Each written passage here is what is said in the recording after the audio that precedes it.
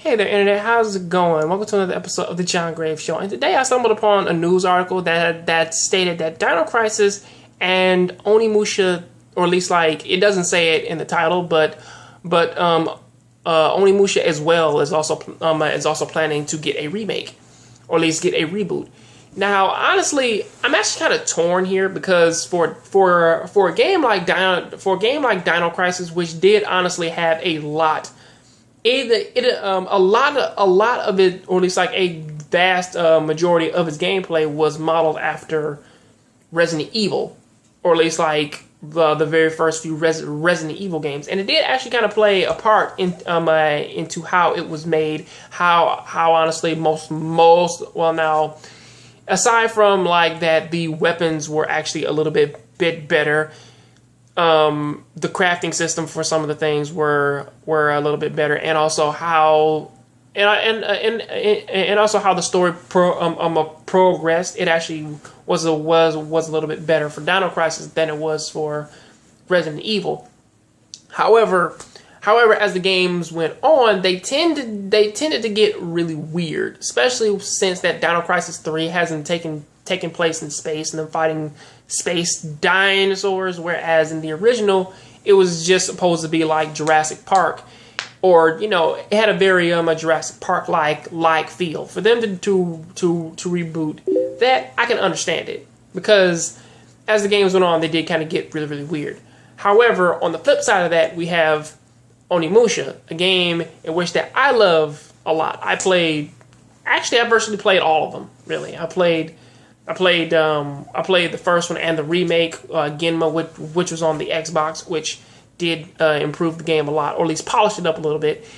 2, 3, I still have 3 over there sitting on my shelf, and honestly, 3 is actually like one of the better ones for me because of how they innovated the controls. However, the first one is also one of the more timeless ones because it's the first one. I love that one to death. But then going into the fourth one, and also before the fourth one, between 3 and 4, it was Blade Warriors.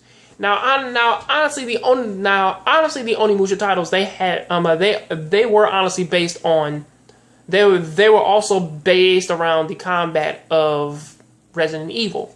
However, it was really easier to get into those games because of, one, you had a sword, your attacks were a little bit better, and also the games in themselves, even though they did kind of have the same feel, they were way more accepted and a lot more easier to get into, and they kind of presented the story to you in a way in which that you could understand.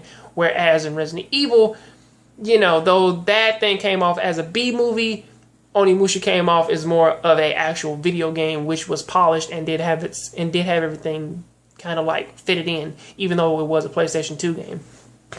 However, for them to remake that, or at least like make a reboot for it, I honestly really don't understand why they would, because Onimusha Dawn of Dreams, even though it wasn't necessarily one of, or I haven't checked the numbers on it in a long while, but honestly, it didn't seem like one of those games which that it was like a poison to the series, or it didn't seem like it didn't do all that bad of damage, especially for that to be one of the very first Onimusha games to actually have 5 actual main characters in it, whereas in the other ones you either had like one, or whereas in the first game you had 2 main characters, 2 you did have other characters in there, but like you picked and choose like which story you wanted to go, because that was the first one to actually have branching storylines. 3 you had 2 main characters, and 4 was possibly the only one in which that you did have 5 main characters who did actually affect the story, and they all had their own villains and their own reasons for being there.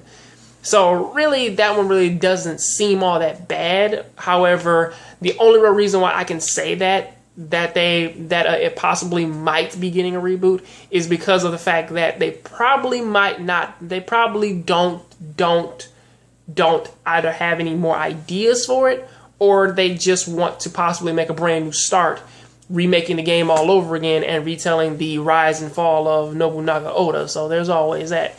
However, that's kind of what I got to say about that. I do like both of these games, and honestly, Dino Crisis, I do own that for my Vita, but I will always hold a special place for that game in my heart. And honestly, Onimusha is such a good game to me that honestly I still play the originals to this day.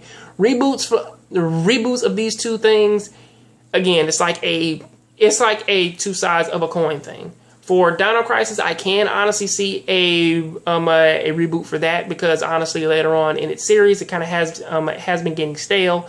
Whereas Onimusha, on the other hand, really they kind of didn't leave it off in a bad place for me.